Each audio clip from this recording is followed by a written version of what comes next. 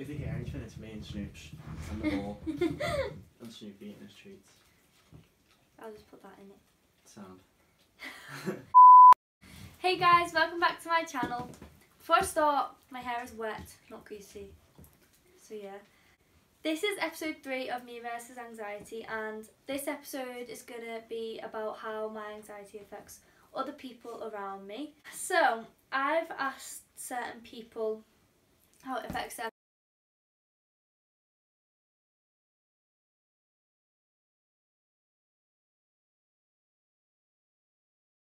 I have a special guest with me today! Ow! That actually really hurt. Sorry, that really hurt me too. First question is, how do you feel when I won't let you post a picture?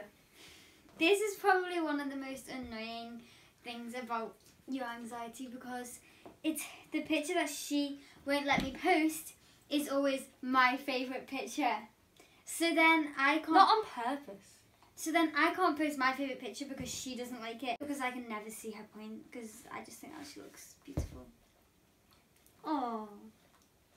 Being my sister, you see me at my worst. How does that make you feel when I'm feeling like that? Well, I mean, it obviously makes me sad, because you don't want like someone that you love to be upset. But then at the same time, I know that she has got loads of support from my mum and her boyfriend and like her whole family, like me, and even my dog. So I know that we're all here to support her and help her get out of those, like, that place. But it does make me sad because half the time she's upset about like her body, even though she's got the perfect body. So it can be irritating sometimes, but it does make me sad. Have you got anything else you'd like to say?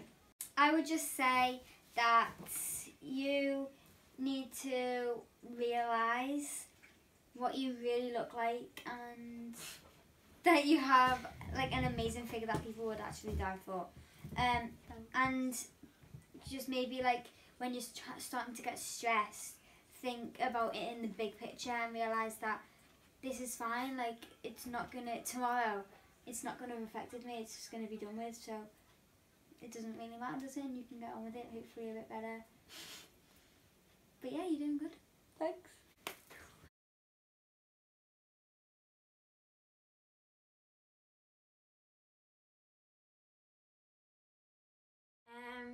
I'm not gonna lie, it does annoy me a bit.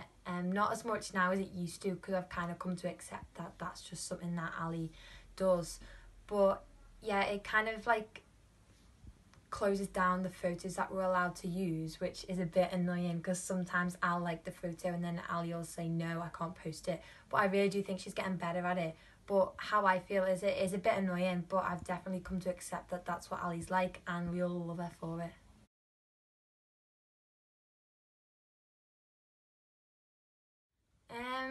I kind of feel a bit awkward because I don't know what to do, because I've never come across like a situation like that really until like we started rehearsing as MerseyGirls, and I just don't know what to say to make her feel better, so I just kind of feel a bit awkward, and yeah, I don't know what to do.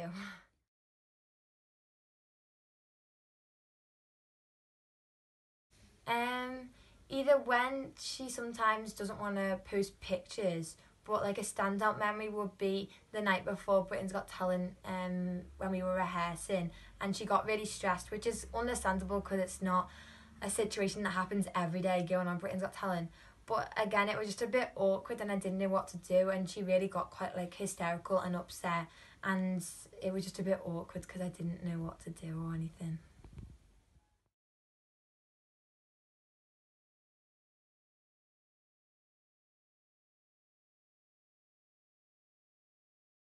When Alice doesn't let us post a picture, it's not really like the end of the world.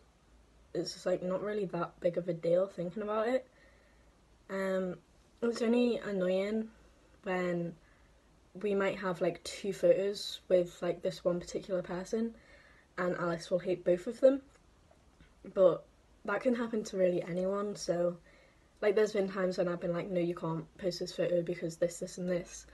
And what you might see in a photo someone else might not see, or what they might see you might not see. So like, I kind of get it, and to be honest, like, I don't really mind it that much, I guess.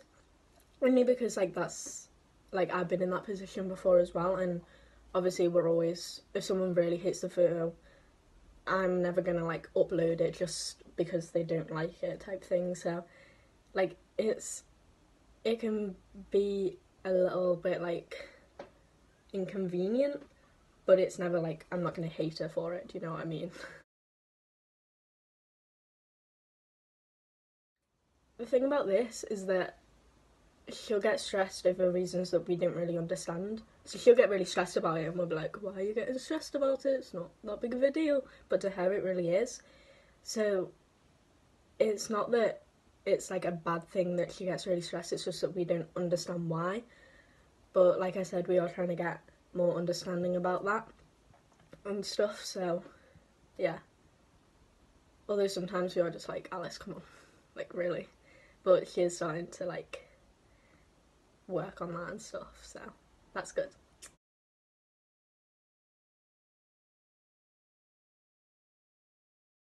When Alice can't change her plans, I really understand that, because I'm the exact same as Alice in that kind of way. Like, I can't do things spontaneously. I have to plan things like a week in advance. If they're not planned a week in advance, I'm like, nope. And I'm very similar when it comes to that, so I do really understand that, and I really, really get that. Like, for me, it's like, oh, it would be nice if she was able to change her plans, and it would be nice if we could both, like, be able to not worry about, like, having to change our plans and whatever. But I can understand from, like, someone that is able to do things really, like, spontaneously and stuff, that it can be annoying. It's kind of like, well, why can't you change your plans? You can just do it, like, a different day and stuff like that. So I do understand why that would be annoying, but because I'm, like, the exact same as Alice in this way, I really, really, like, understand it and stuff. So for me, it's, like, absolutely fine, but I can understand why other people, like, wouldn't like it as much. So Nathan didn't want to be on camera, so I asked him some questions off camera and he gave me his answers, so I'm going to read them out to you now. I asked him how he feels when I'm having one of my low days. He wrote that it makes him sad and he wants to help, which he does. When I'm having one of my low days and I'm at his house, he'll, like, take me on a drive or we'll go for a walk. He'll ask me what I want to do and he won't let me stay in. He'll take me out to do something that he knows I like doing, so that's true. How do you feel when I don't like pictures of myself? He answered, I tell you the truth, which he does. If I show him a picture and say, I don't like this because X, Y and Z, he will say if he agrees or if he doesn't. If he doesn't think I look, say I say to him, I don't like this picture because I look fat.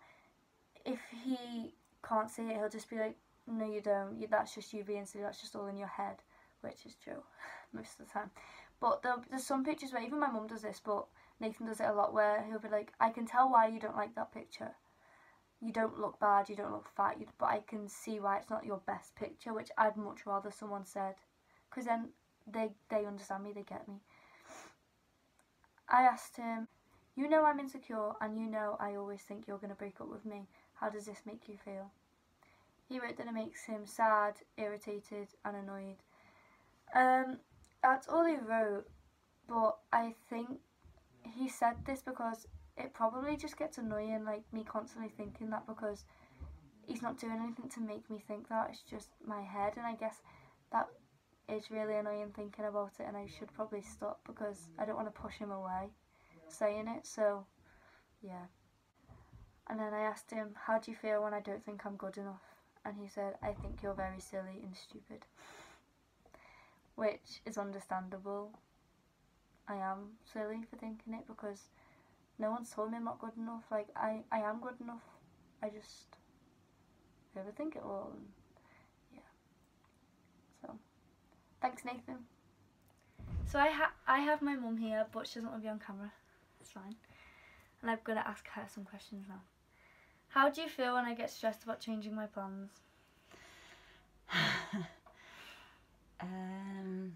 And it's really annoying because sometimes life doesn't go to plan and you have have to be able to change your plans. And because it's dead random, which things annoy you, so it's hard to tell what's going to set you off and what isn't. There's a big spider up there. Do you want to go and get a spider catcher? Nope.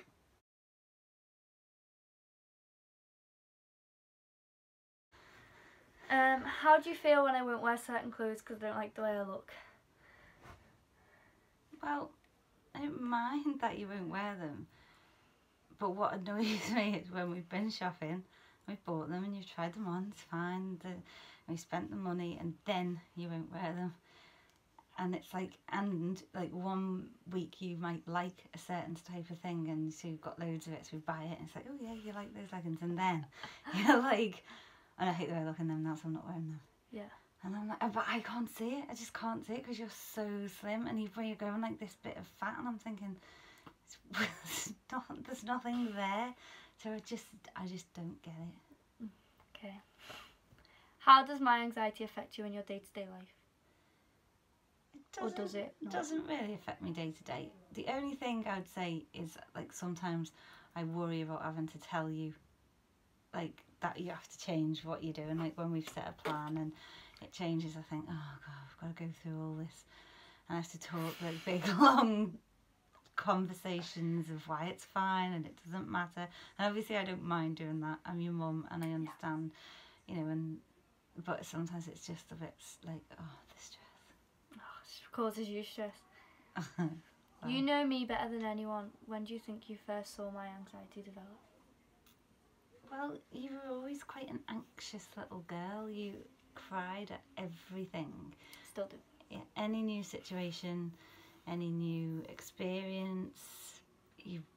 I thought you were just shy, but maybe you were always anxious. And I guess I feel like it's worse in the last 2 years. But no, well, actually, maybe not just last 2 years. I think it's been building since you were a teenager more than when you were younger. You were really quite self-confident, and I think in some ways you still are.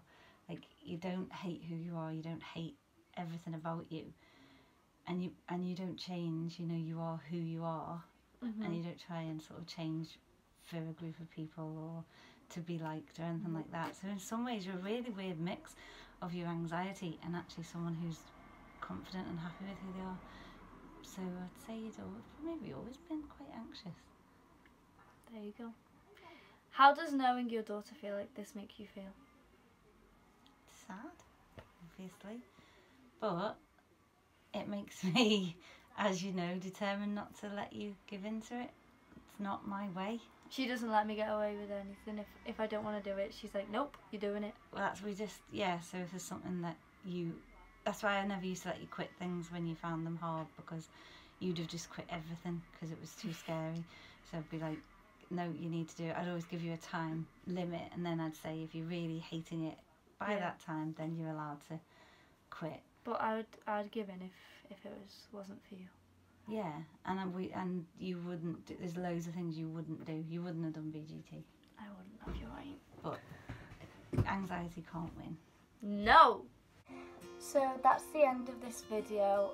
Listening to how it makes people feel was like quite sad, because I do cause like quite a lot of stress for like certain people, and I'm not like that easy of a person to be around, so I definitely do need to work on it, and I am trying, but it's made me think maybe I do need to think of like other people instead of just thinking about myself. And I know that's going to be hard, because when I am in like one of my like outbursts, all I care about is that like I'm feeling really sad and I can't cope with it, instead of thinking, well, this can be really annoying for the other person, so I should try and think of the other people instead of just thinking of myself.